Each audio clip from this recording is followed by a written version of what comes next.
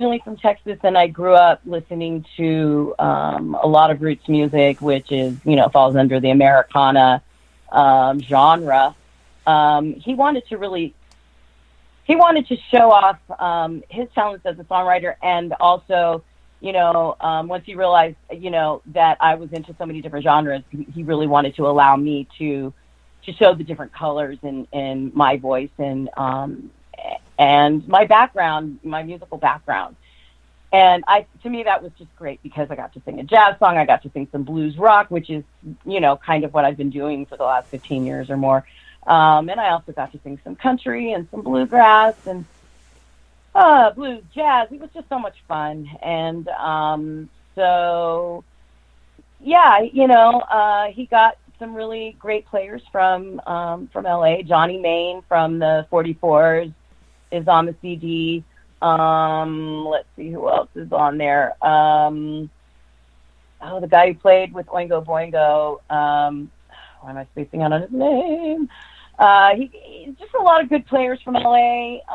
But what I like the most is that Danny really wrote some great songs, and he traveled around the country and just picked up some great musicians. And so, it wasn't like we all ever rehearsed the songs. It was just like he went around tracking, and then, like I sang on some songs that, weren't even completely finished yet. And so when I finally got to hear the CD when it was all finished, I was really blown away because, some of the mixes that, like I thought, one song was going to be more of a blues rock vibe, and then he ends up changing it to be a little more country or whatever. There was like a lot of little fun surprises, but apparently he had to mix and remix and remix. This is his first time, kind of doing a CD, producing a CD of this magnitude, because he decided also he wanted to have different versions of the same song, which I think is very interesting. I think some of the people who reviewed the CD and are playing some of the songs are that's kind of interesting for them too, to have a couple of versions of the same song. So that was all fun, and we were hoping to do some shows, but Danny's schedule is kind of all over the country and sometimes out of the country. So hopefully we'll be able to round up some of these players and maybe do a festival or two out here. That would be fun. Well, what I thought is neat is the concept, because the Americana Kitchen. So what we're talking about is all different: the gospel, the Cajun blues, the country, a little rock, a little things as you travel around Americana, which he's doing, and that's what's cool. And you were saying, I got 3 different versions. Which one am I on? And and there'll be more. Americana couple changes as we go. Yeah. It was, I think, one of the most fun projects I've worked on in a long, long time. And singing country brings me way back to when I was a little kid, in Texas. My dad was from New York, but loved country music and stuff. But I grew up pretty much with a rock background. So when I approach songs, I have that intensity that rock singers bring, and blues singers have that, and gospel, they all kind of have that same sort of passion, in the music, but in the vocals, so. And I like a lot of male vocalists. Some of my favorite singers are like, Stevie Ray Vaughan. Even everybody loves him as a guitar player, but I love his voice, and Greg Allman, love him too, and Roger Daltrey, who is one of your favorite singers. I have to say, I had a huge crush on Roger Daltrey in high school, and I loved his voice. And the album Tommy just blew me away. I think we've spoken about this before too. And so definitely The Who was one of my influences growing up, along with Zeppelin and Leonard Skinner. It was kind of a mix of classic rock and southern rock, So, I think my friends kind of got into whatever their brothers had. We had little, there was a Floyd over here and a Zeppelin over there and the Who here and David Bowie fans over here. And, We grew up in a Wow. great time. I mean, that's exactly Yes. where this show is about, because I grew up with the FM radio days, WZMF, and all that stuff, and we're going to Oh, progressive rock yes. tonight, we're going to play, and that's, if you ever listen to me when I'm really in my groove, I'm playing Willie Boy Walker from England, a 13-minute version of a jam, because Nice. The Who for me, the Tom. Well, that has nothing to do with Tommy. Was like the last kind of thing. It was my generation of the live at Leeds that got me into the 15-minute version of my Magic Bus and that Oh, stuff. wow. That's what I Yeah. liked about when I heard them first. It was like, whoa, that is a jam. Yeah. Quadrophenia, the whole Quadrophenia. Not Quadrophenia for sure. And the movie, oh my God. yeah, Freaked me out when I first saw that. I was like, oh my God, but they're just so creative. I mean, and they had that. like, Yeah, they had that point. It was a 70 to 73, and then they didn't really move, and they just kind of self-destructed. And well, the other thing about the band is then John Entwistle. That is the big key, that lead bass that he brings in. And I saw them in 2000 in New York at the Garden. I ended up being first row under Townsend because I was in 14th row with my brother. It was the last time Entwistle played in the States. The next year, then he died before the tour. Oh yeah, yeah. But the key was, it was just him, Townsend, Daltrey, and Zach Stark. That was it. And it was a jam. Wow. That is, they got one live at Albert Hall, a DVD of that. And that was actually the last time he played. And they had some special guests, but that is the groove. That is, for me now, it's a little different, all the different versions of what they're doing. So, yeah.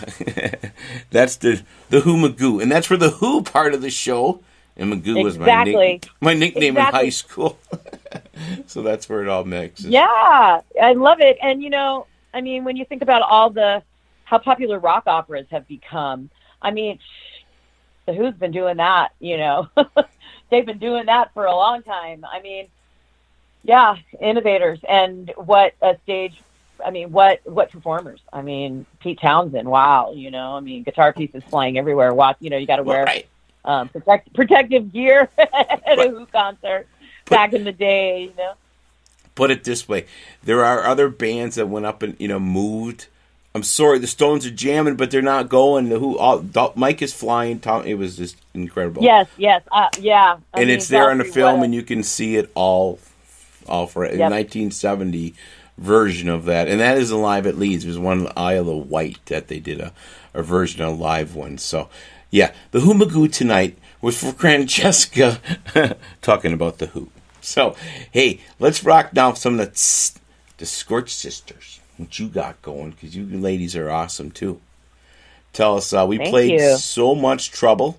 We still got, and that was your version. I guess all three of you ladies got a different tune, should I say. Still Remember, Kimberly Allison is coming up, and then Alicia Morgan on Bad Dreams. So tell us what's happening, how you came to be, and all that good stuff with you. Yeah, so we all met in, I think, the late 90s. There was this Women in Blues show that this woman had put together, and it was to raise money, I think, for battered women. Yeah, it's been a minute, but yeah, it was for battered women. So anyway, so there were all these female musicians. It was like an all-day thing, And so I started meeting.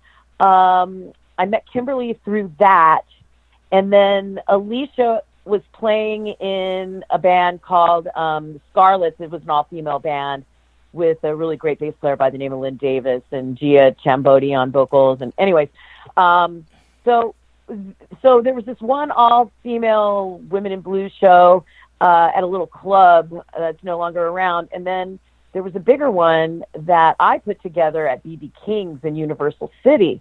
And so I was just on the lookout for, like, all the great female musicians in LA. And so I met Kimberly, through the first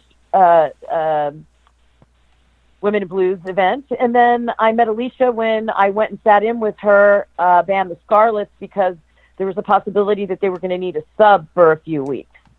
Well, it turned out they didn't, but then I ended up contacting them to come and play for the B.B. King show that I was doing.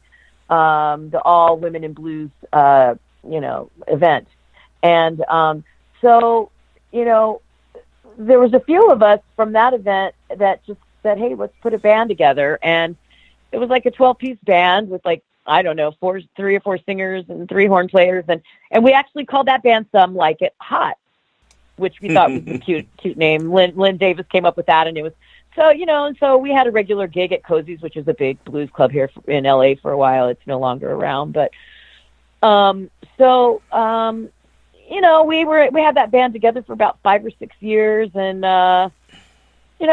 some of the girls everybody just kind of started moving on. Some ladies got married, others moved away, and, so, I was working with Kimberly in her band, and we had a regular gig. It was a jam. And Alicia would come and play with us sometimes as well. And anyway, I was diagnosed with breast cancer. And Kimberly and Alicia kind of came to my rescue, And so they got me through some of the rough years.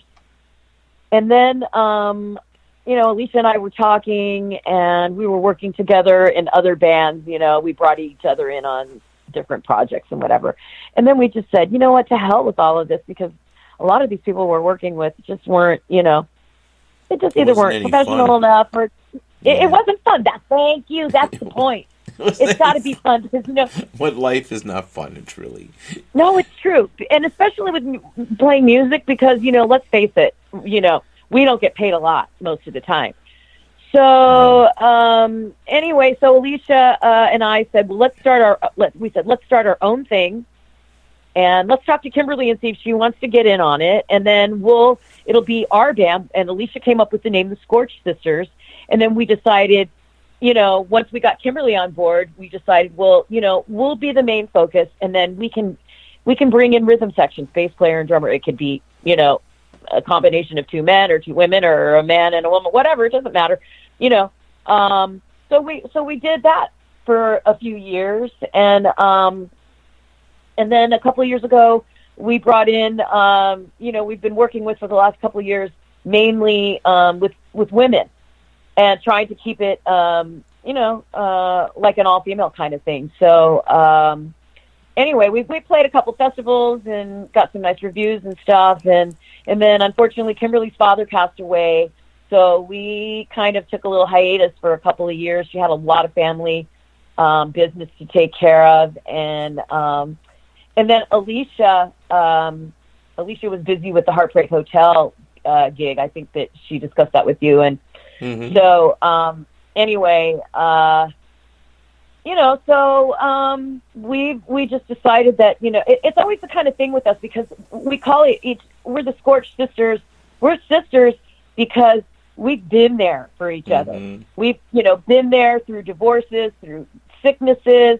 I mean, Alicia was sitting there holding my hand when I was waiting to get, a diagnosis, from my oncologist and stuff. I mean, she was sitting in the waiting room with me. Kimberly was, working her butt off, but she was out there trying to collect money for me because she knew I wasn't going to be able to work. And just the, emotional support. It was just like, you really find out who are your true friends. And a lot of times, your friends are sometimes closer than your family. And not that I'm not close with my family. It's just that I don't see them that often, So there's just such a strong bond that even if we take a hiatus of a year or two, we know that that's not the end. Scorch Sisters is a life band for us, because that's the bond that we have.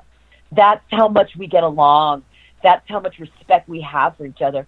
We've all been in all-female bands, and we all have, like, these, cat fight stories, and it's just like, we don't want that. We don't want that diva crap. We lift each other up, and we know that when we perform together, that we know how powerful that is, because in our own right, we all do our own things too. Like we're, the front person of our own projects and stuff, throughout the years and stuff. But when we come together, we feel the strength, and plus it's just so much fun, not to not to knock the guys that I've been in bands with, because I've been singing in bands forever and mainly with men, but and that's cool too, of course, but there's something special. It's a certain